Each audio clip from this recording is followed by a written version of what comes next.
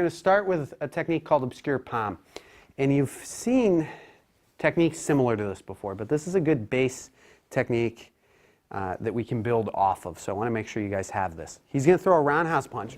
In our initial defense, we have an outward block, which is a minor move within the technique, and we're going to perform an obscure palm. We're contouring up the body so that that palm is being delivered from an obscure zone, okay? Thus the name.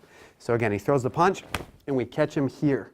Now, from this strike, we're going to rotate in and catch him with a thrust punch to the ribs, and then we're going to rotate away and catch him with a back fist. Okay, so he punches, and there's our technique. Why don't you guys get to work on that, and then we'll break it down a little bit more, look at what you need work on, and discuss some of the concepts. There's a problem that I'm seeing, and it's really important that you guys understand the dynamics of the technique and that you fix this problem. So when he's throwing his punch, a lot of people are rotating into this. You have nice body mechanics here. But then it's just your arms after that are in motion. If your body isn't in motion, you're not going to maximize the effective mass. What does that mean? You're not going to be hitting with nearly as much impact force. Okay, we want to maximize our body momentum. And what that means is you have to establish a clear connection between your body that should be in motion and your weapons that you're utilizing. So again, he punches. So here, I'm projecting forward and I'm rotating simultaneously. So we have a case where there's both linear and angular momentum that are working together to amplify this palm. Now what? Now we rotate into this punch. And then I mentioned it when I introduced the technique to you.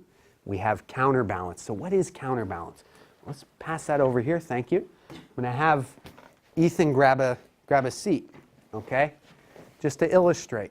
Quick little sort of physics demonstration for you. What he's going to do, he's going to swing his arms in one direction, and what you're going to see is that's going to input, so his upper body is going to rotate in one direction. Because of the laws of physics, you're going to see his lower body rotate in the other direction. This is sort of conservation of momentum. Okay, so rotate and rotate back towards me. Now try to go a little faster. Rotate. And you can see it's putting some energy into the opposing body part. Okay, you can stand up. Thank you. And that's just it. It's putting some energy in. So we're using the same principle here. He throws his punch. I catch him with this palm. We have nice rotation into this strike. We have very nice rotation into this punch to the ribs. But look at the way I'm wound up. The way to get energy into this back fist now is to use that counterbalance, which puts some energy in the strike.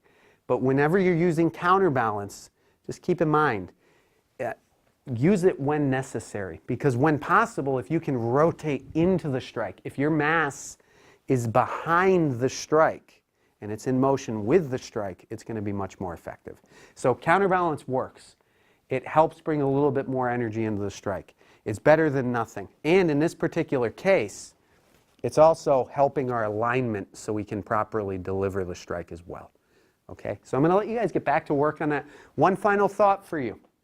If you've learned from White Crane, if you've learned the Qixing sequence, there's a pattern that you've learned within that sequence that you can use in addition to the counterbalance, which actually work in conjunction with the counterbalance to further amplify the back fist. So counterbalance is a good starting point. Eventually you will move beyond that, and you guys should. I want you to reflect on that. See if you can identify the pattern. If you can't, I'll give it to you by the end of class, and you can start working on that as well.